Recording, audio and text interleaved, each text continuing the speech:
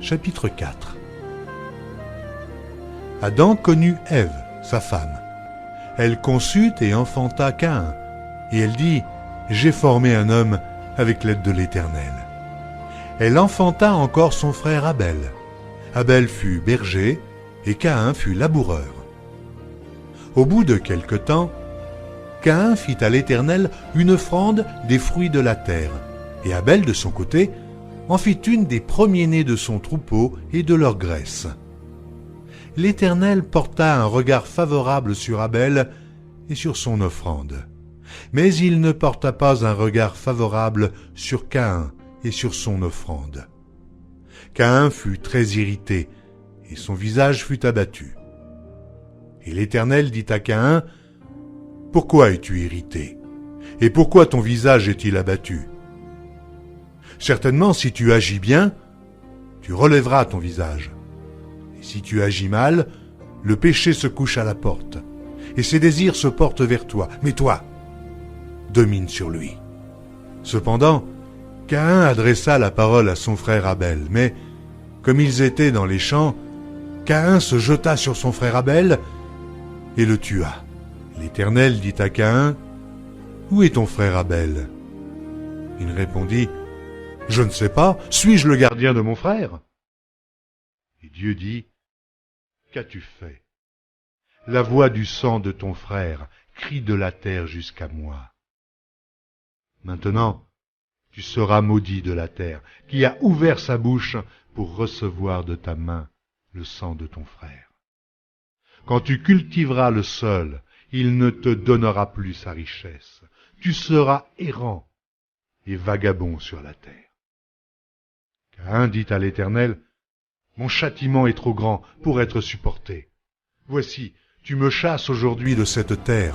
Je serai caché loin de ta face, je serai errant et vagabond sur la terre, et quiconque me trouvera me tuera. » L'Éternel lui dit, « Si quelqu'un tuait Caïn, Caïn serait vengé 7 fois. » Et l'Éternel mit un signe sur Caïn, pour que quiconque le trouverait ne le tuât point. Puis Caïn s'éloigna de la face de l'Éternel et habita dans la terre de Nod, à l'orient d'Éden. Caïn connut sa femme. Elle conçut et enfanta Hénoc. Il bâtit ensuite une ville, et il donna à cette ville le nom de son fils, Hénoc. Hénoc engendra Irad. Irad engendra Méhujaël. Méhujaël engendra Métucaël. Et Métucaël engendra Lémec. Lémec prit 2 femmes. Le nom de l'une était Ada, et le nom de l'autre Tsilla. Ada enfanta Jabal. Il fut le père de ceux qui habitent sous des tentes et près des troupeaux. Le nom de son frère était Jubal. Il fut le père de tous ceux qui jouent de la harpe et du chalumeau. Tsilla, de son côté, enfanta Tubal-Caïn, qui forgeait tous les instruments d'airain et de fer. La sœur de Tubal-Caïn était Naama. Lémec dit à ses femmes, « Ada et Tsilla, écoutez ma voix. Femmes de Lémec, écoutez ma parole. J'ai tué un homme pour ma blessure, et un jeune homme pour ma meurtrissure. Caïn sera vengé 7 fois, et Lémec 77 fois. » Adam connut encore sa femme. Elle enfanta un fils, et l'appela du nom de Seth, car, dit-elle, « Dieu m'a donné un autre fils à la place d'Abel que Caïn tué. » Seth eut aussi un fils, et il l'appela du nom d'Énoch. C'est alors que l'on commença à invoquer le nom de l'Éternel. Chapitre 5. Voici le livre de la postérité d'Adam. Lorsque Dieu créa l'homme, il le fit à la ressemblance de Dieu. Il créa l'homme et la femme, il les bénit, et il les appela du nom d'homme, lorsqu'ils furent créés. Adam, âgé de 130 ans, engendra un fils à sa ressemblance, selon son image, et il lui donna le nom de Seth. Les jours d'Adam après la naissance de Seth furent de 800 ans, et il engendra des fils et des filles. Tous les jours qu'Adam vécut furent de 930 ans, puis il mourut. Seth, âgé de 105 ans, engendra Énoch. Seth vécut après la naissance d'Énoch 807 ans, et il engendra des fils et des filles. Tous les jours de Seth furent de 912 ans, puis il mourut. Énoch, âgé de 90 ans, engendra Kénan. Énoch vécut après la naissance de Kénan 815 ans, et il engendra des fils et des filles. Tous les jours d'Énoch furent de 905 ans, puis il mourut.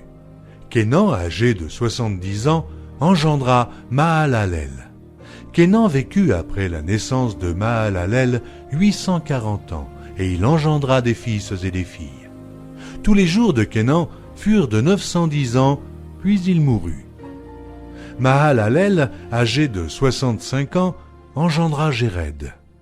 Mahalalel vécut après la naissance de Jéred 830 ans, et il engendra des fils et des filles. Tous les jours de Mahalalel furent de 895 ans, puis il mourut. Jéred, âgé de 162 ans, engendra Énoch. Jéred vécut, après la naissance d'Énoch, 800 ans, et il engendra des fils et des filles. Tous les jours de Jéred furent de 962 ans, puis il mourut. Énoch, âgé de 65 ans, engendra Méthusélah. Énoch, après la naissance de Méthusélah, marcha avec Dieu 300 ans, et il engendra des fils et des filles. Tous les jours d'Énoch furent de 365 ans. Énoch marcha avec Dieu, puis il ne fut plus, parce que Dieu le prit. Méthusélah, âgé de 187 ans, engendra Lémec. Méthusélah vécut après la naissance de Lémec 782 ans, et il engendra des fils et des filles. Tous les jours de Méthusélah furent de 969 ans, puis il mourut. Lémec, âgé de 182 ans, engendra un fils. Il lui donna le nom de Noé en disant « Celui-ci nous consolera de nos fatigues et du travail pénible de nos mains provenant de cette terre que l'Éternel a maudite. » Lémec vécut après la naissance de Noé 595 ans, et il engendra des fils et des filles. Tous les jours de Lémec furent de 777 ans, puis il mourut. Noé, âgé de 500 ans, engendra Sem, Cham et Japheth. Chapitre 6. Lorsque les hommes eurent commencé à se multiplier sur la face de la terre, et que des filles leur furent nées, les fils de Dieu virent que les filles des hommes étaient belles, et ils en prirent pour femmes parmi toutes celles qu'ils choisirent. Alors l'Éternel dit, « Mon esprit ne restera pas à toujours dans l'homme, car l'homme n'est que chair, et ses jours seront de 120 ans. » Les géants étaient sur la terre en ces temps-là, après que les fils de Dieu furent venus vers les filles des hommes, et qu'elles leur eurent donné des enfants. Ce sont ces héros qui furent fameux dans l'Antiquité. L'Éternel vit que la méchanceté des hommes était grande sur la terre, et que toutes les pensées de leur cœur se portaient chaque jour uniquement vers le mal. L'Éternel se repentit d'avoir fait l'homme sur la terre, et il fut affligé en son cœur.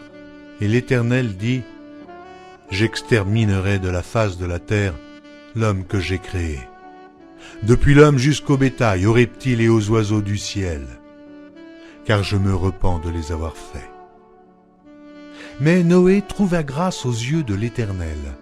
Voici la postérité de Noé. Noé était un homme juste et intègre dans son temps. Noé marchait avec Dieu. Noé engendra 3 fils, Sem, Cham et Japheth.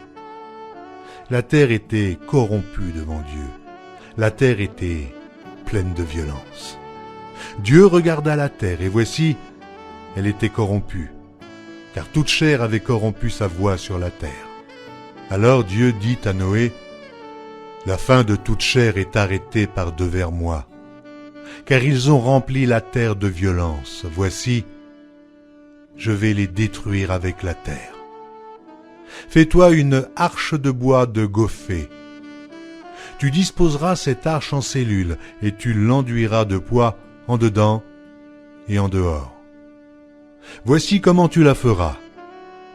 L'arche aura 300 coudées de longueur, 50 coudées de largeur et 30 coudées de hauteur. Tu feras à l'arche une fenêtre, que tu réduiras à 1 coudée en haut.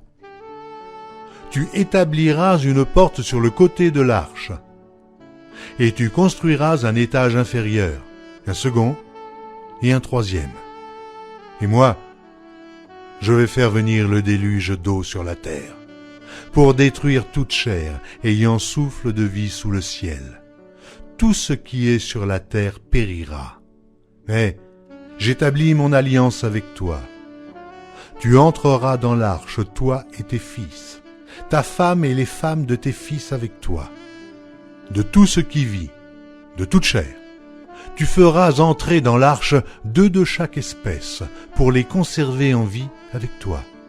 Il y aura un mâle et une femelle, des oiseaux selon leur espèce, du bétail selon son espèce, et de tous les reptiles de la terre selon leur espèce. 2 de chaque espèce viendront vers toi, pour que tu leur conserves la vie. Et toi, prends de tous les aliments que l'on mange, et fais-en une provision auprès de toi, afin qu'ils te servent de nourriture ainsi qu'à eux. C'est ce que fit Noé. Il exécuta tout ce que Dieu lui avait ordonné. Chapitre 7. L'Éternel dit à Noé: Entre dans l'arche, toi et toute ta maison, car je t'ai vu juste devant moi parmi cette génération.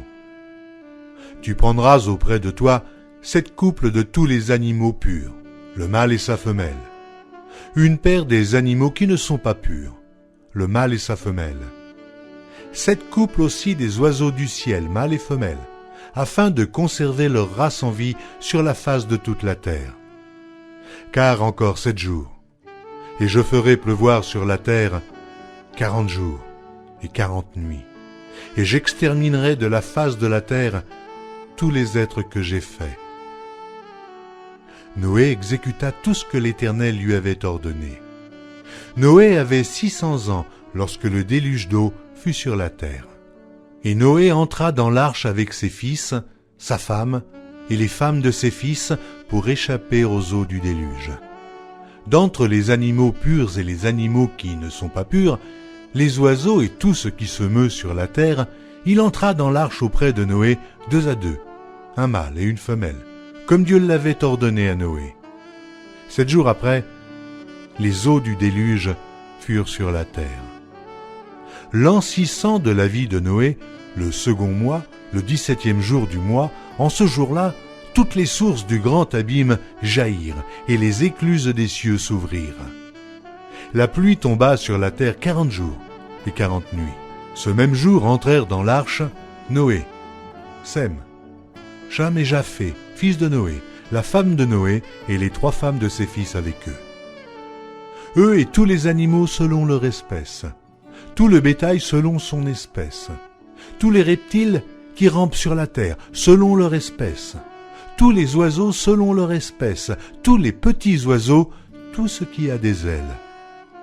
Ils entrèrent dans l'arche auprès de Noé 2 à 2, de toute chair ayant souffle de vie. Il en entra mâle et femelle de toute chair, comme Dieu l'avait ordonné à Noé, puis l'Éternel ferma la porte sur lui. Le déluge fut 40 jours sur la terre. Les eaux crurent et soulevèrent l'arche, et elle s'éleva au-dessus de la terre. Les eaux grossirent et s'accrurent beaucoup sur la terre, et l'arche flotta sur la surface des eaux. Les eaux grossirent de plus en plus, et toutes les hautes montagnes qui sont sous le ciel entier furent couvertes. Les eaux s'élevèrent de 15 coudées au-dessus des montagnes qui furent couvertes. Tout ce qui se mouvait sur la terre périt, tant les oiseaux que le bétail et les animaux, tout ce qui rampait sur la terre et tous les hommes. Tout ce qui avait respiration, souffle de vie dans ses narines et qui était sur la terre sèche, mourut. Tous les êtres qui étaient sur la face de la terre furent exterminés, depuis l'homme jusqu'au bétail, aux reptiles et aux oiseaux du ciel. Ils furent exterminés de la terre. Il ne resta que Noé et ceux qui étaient avec lui dans l'arche. Les eaux furent grosses sur la terre pendant 150 jours.